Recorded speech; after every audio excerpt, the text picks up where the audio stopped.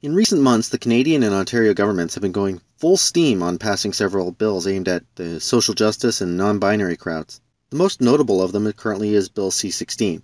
If you've heard about Jordan Peterson, you've probably heard about it a lot in reference to him.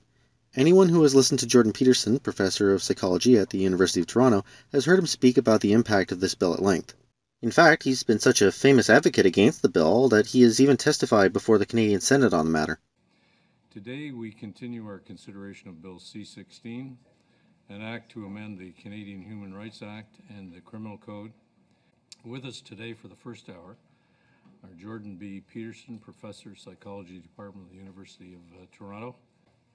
I think the first thing I'd like to bring up is that it's not obvious when considering a matter of this sort what level of analysis is appropriate.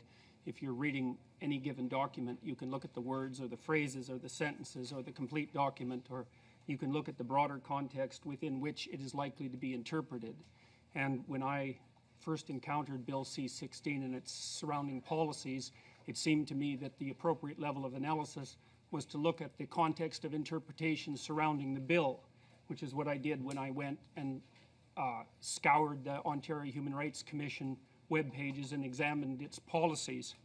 I did that because at that point the Department of Justice had clearly indicated on their website in a link that was later taken down that Bill C16 would be interpreted within the policy precedents already established by the Ontario Human Rights Commission.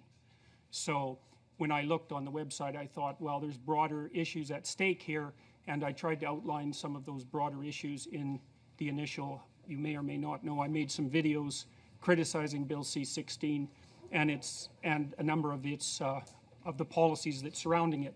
And I think the most egregious elements of the policies are that it requires compelled speech.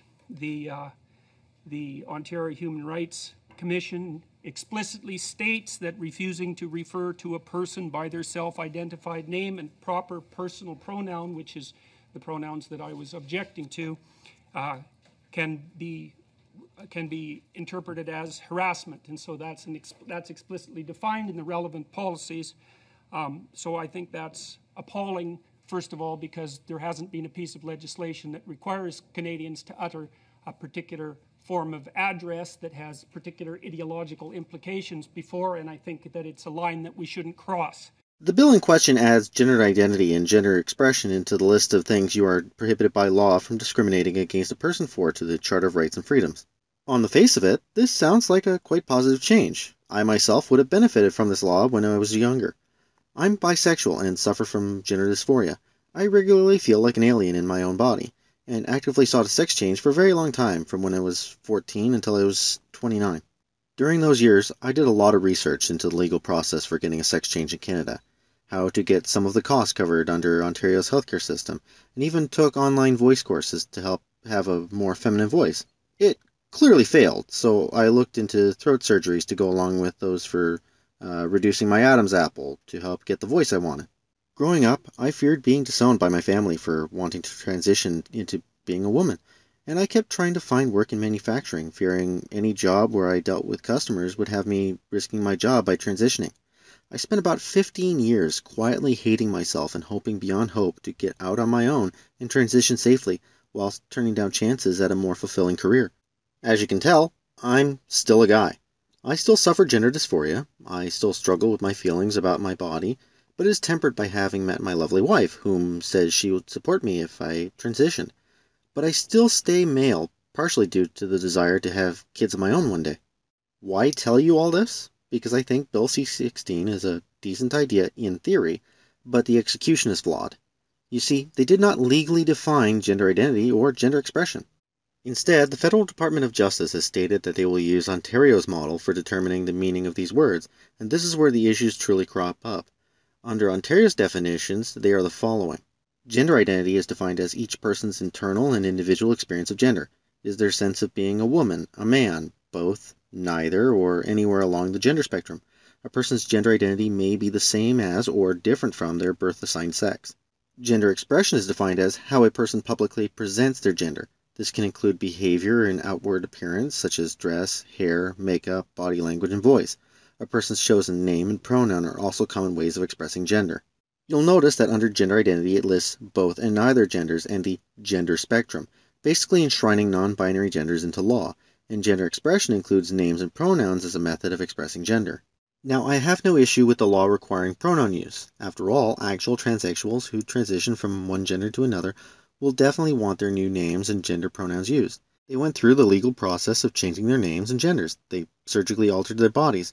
They went a long way to be accepted as the opposite gender. So some of Jordan Peterson's views about the law being enforced speech is kind of despicable. After all, even if not dealing with a transsexual person, it would be despicable to claim it's okay to call a random cisgendered woman a male name or call her a guy repeatedly.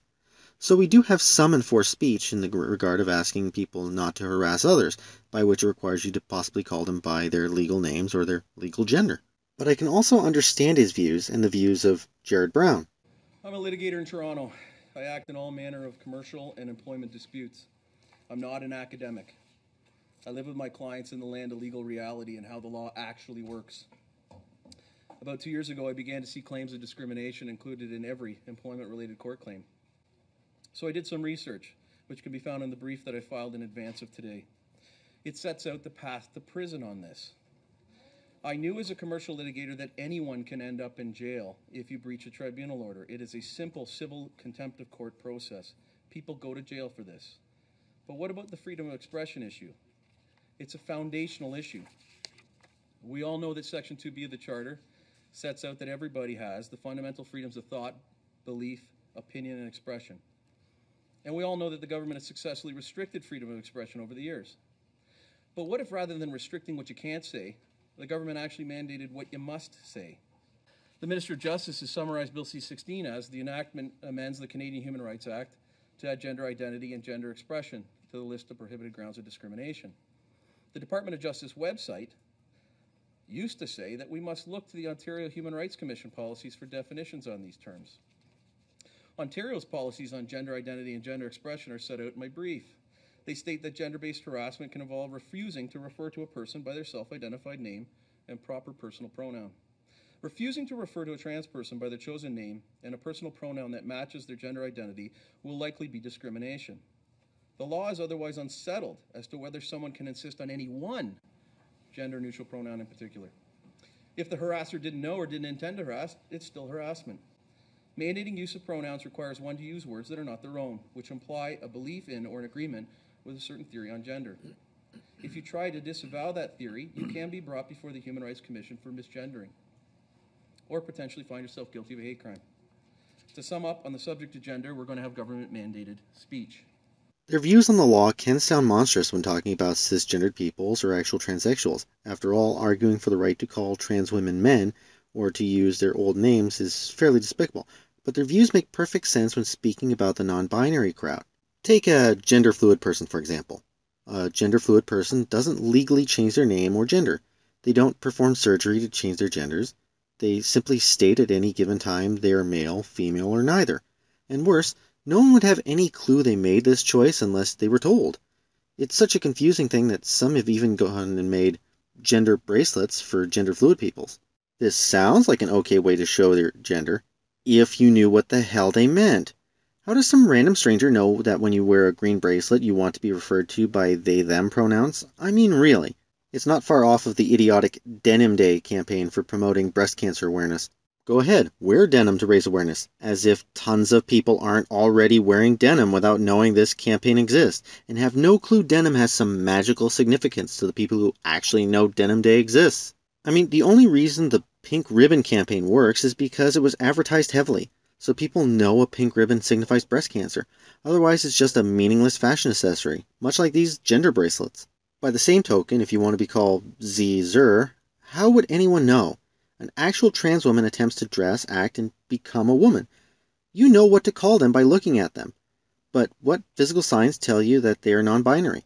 How does anyone know what to call you when you literally do nothing to signify your so-called gender? Oh, right, they expect you to ask. Sometimes it's hard to tell from looking at somebody what their pronoun might be. So when that happens, when you're like, I don't know what pronoun I should use, or I think maybe, I'm not super sure. Or if it's just been a while and you can't remember, or you think that maybe their pronoun has changed, Rule number 2, always ask, don't assume. The rhetoric has gotten so bad that some social justice advocates have gone so far as to try to indoctrinate kids. Queer kid stuff. If there are boys and girls and people, then how can I tell who is what gender? That's actually really easy, Teddy. All you have to do is ask someone what their pronoun is. Imagine going to McDonald's and the server being like, "Hello, what are your pronouns and what can I get for you today?" And all because these twits don't know what gender is.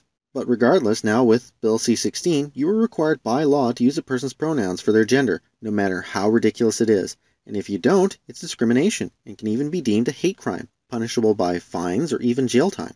I think I have to be clear. My presentation relates to the amendment to the Human Rights Code, or the And proposed not to the amendment. criminal code? And that is, in fact, how one like Dr. Peterson may, in fact, find themselves on the wrong side of jail. Simply by breaching the proposed amendment to the Human Rights Act, and particularly with somebody who is deliberately doing so. For instance, somebody who's saying, "I'm not going to use those words." That person, if they are dragged before the tribunal, and the tribunal then delivers an order for a payment of a fine, and alternatively, a non-monetary remedy, i.e. cease and desist order, an order to do something, to compel them to do something. And that person who's brought before the tribunal says, "I'm not doing that," they will find themselves in contempt of court, and prison is the likely outcome of that process until they purge the contempt. That's what I'm suggesting. Now, some have tried to downplay his concerns, but take for example the Ontario Human Rights Code. With respect to sexual harassment under this act, gender identity and gender expression are included. If you call a fellow employee by the wrong pronoun, you can be deemed to be engaging in sexual harassment. Can't tell the person is ego gender and don't know what pronoun to use? Too bad, because since you didn't call Susan from accounting Thon instead of she, you get to be penalized or fired. You see, because we're recognizing non-binary genders into law, and non-binary genders are totally at the whims of those who invent them, you can be requested to go through a bunch of ridiculous hoops so that person can feel like a special snowflake. It's gotten so bad now that the government has passed Bill 89, which allows them to take your kids away for not playing into their gender politics. Yes, I know this source is a conservative site that's run by diehard Christians, but the information on it's still relevant even if I disagree with the stances the site takes. Under Bill 89, the government can be empowered to remove children from a household wherein their parents do not support their gender identity or gender expression. Now, this can again be a good thing for transsexual peoples to avoid serious mental harm, but it uses the Ontario Human Rights Code, which also covers non-binary genders. What if your son Jeffrey tells you he's non-binary and wants to be referred to as they, them? Hello. I wanted to talk to you about pronouns today because it's important to me that people use they, them for me. You can't just tell him he has a penis and he's not both genders, because the government can see that as abuse and take him away. Or take this snowflake, as you're a dragon feather. And I wanted to talk to you guys today about how I discovered I was dragonkin, and a little bit more on otherkin and therins. For those of you who do not know, therins are people who believe they have the spirit of an animal, and otherkin are people who believe they have a spirit of a mythical creature. I personally believe I have the spirit of a dragon. Tell her she's not actually got a dragon soul or dragon guardians, mainly since dragons and souls aren't real, and you're mentally abusing her for her beliefs. The bill also makes changes to parental rights, such that the parent loses the right to choose how their child will be educated or to raise them in a specific religion, and instead has the right to direct the child or young person's education and upbringing in accordance with the child or young person's creed, community identity, and cultural identity. How the hell would a kid know what creed they have? And why should the community influence how you raise your kids? Or worse, culture. Which culture? Now, I believe raising a kid in a religion is pretty much child abuse since it indoctrinates kids in what I view as a negative way. But I know others do not believe so, and I would never advocate the notion of denying people the right to religion. As well, the government should never have the right to take away your child simply because you taught them social justice wrong-think. Personally, I think some of these laws can be fixed simply by making federal definitions for gender identity and gender expression, likely by removing the references to gender spectrums and being both or neither genders. It would enshrine the rights of actual transsexuals without forcing Tumblr gender politics onto the country. But I'd love to know what you think. Feel free to leave a comment. Anyways, that's it for me. Please rate, comment, subscribe, and I'll see you next time.